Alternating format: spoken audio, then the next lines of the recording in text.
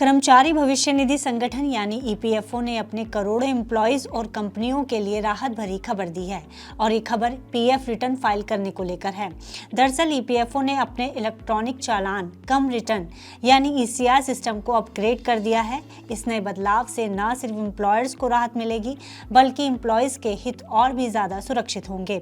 अब आपके मन में ईसीआर को लेकर सवाल उठ रहा होगा कि आखिर ये ईसीआर क्या होता है, इसमें क्या अपग्रेड किया गया है, ईपीएफओ के इस कदम से एम्प्लॉयज को क्या राहत मिलने वाली है, क्या इससे एम्प्लॉयर की ईपीएफ रिटर्न भरने में होने वाली दिक्कतें दूर होंगी।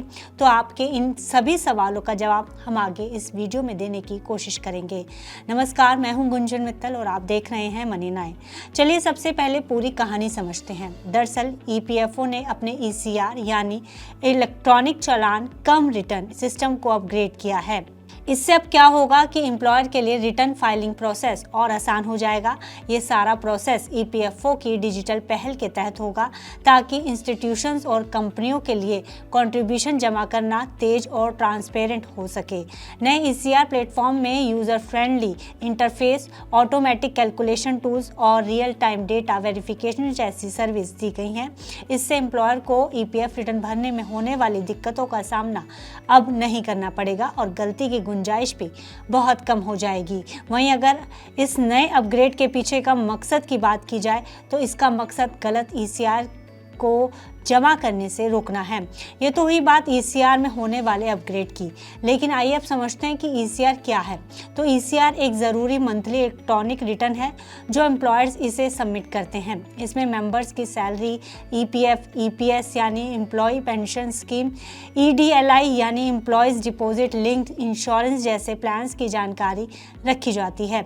ईसीआर पेमेंट के लिए रिटर्न और इनवॉइस दोनों का काम करता है। इसी बीच ईपीएफओ ने देश भर के लाखों कस्टमर्स के लिए अपनी फैसिलिटीज़ को अधिक ट्रांसपेरेंट और आसान बनाने के लिए कई ज़रूरी सुधारों की शुरुआत की है। एक रिपोर्ट के मुताबिक ईपीएफओ की सेक्शन 80B और 7Q के तहत लॉस इंटरेस्ट के कैलकुलेशन का प्रोविजन है। सेक्शन 7Q एम्प्लॉयर को किसी भी ईपीएफ में बाकी इंटरेस्ट को टाइम पर पेमेंट करना ज़रूरी है। ईपीएफओ ने बताया कि नई फैसिलिटीज़ में रिटर्न और पेमेंट को अलग रखा जाएगा जिससे प्रोसेस और साफ सुथरा होगा। इस अपडेट से एम्प्लॉयज़ को भी अपने कंट्रीब्यूशन की सिचुएशन बेहतर तरीके से समझने में मदद मिलेगी। आइए अब इस अपग्रेडेड वर्जन में हुए बदलाव को डिटेल में समझते हैं। तो इस अपग्रेड से पेमेंट सेग्रीगेशन और रिटर्न आसान होगा। गलत ईसीआर जमा करने से रोकने के लिए सिस्टम बेस्ड वेरिफिकेशन होगा। ईसीआर के साथ साथ पेनल्टी और इंटरेस्ट की कैलकुलेशन सटीक बैठेगा। वहीं कुछ कंडीशंस के साथ ईसीआर में करेक्शन की सुविधा भी मिलेगी। फिलहाल ईसीआर के मौजूदा फॉर्मेट में कोई बदलाव नहीं है।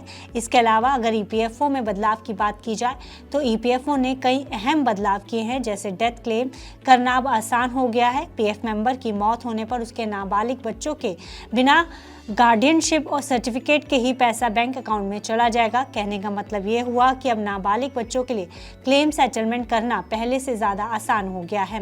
वहीं दूसरी तरफ आधार से जुड़े प्रोसेस को भी आसान कर दिया गया है। अगर कोई मेंबर अभी भी अपना आधार नंबर यूएएन से लिंक नहीं कर पाया है तो इसके लिए ईपीएफओ ने जॉइंट डिक्लेरेशन के प्रोसेस को और आसान कर दिया है।